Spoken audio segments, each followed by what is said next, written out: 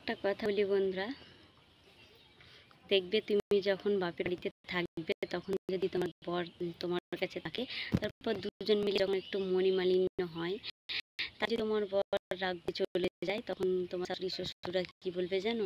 যে হয়তো কিছু হয়েছে, হয়তো মারধর করে তাড়িয়ে দিয়েছে, হয়তো কিছু হয়েছে, এসবগুলো বলবে।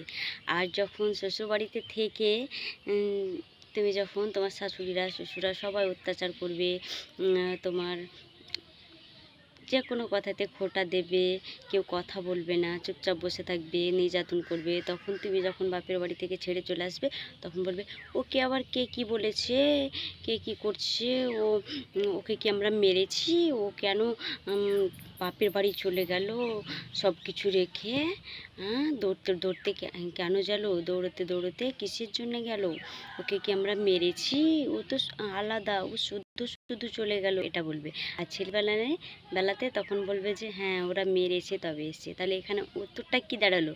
একই দাঁড়ালো সেম। তাহলে সবসময় নিজের ছেলের দোষটাকে ঢেকে রাখা হয়, আর মেয়েদের বেলায় কিছুই না, তাই না? যদি কথাটা সত্যি বলে থাকি কমেন্টে অবশ্যই জানিও।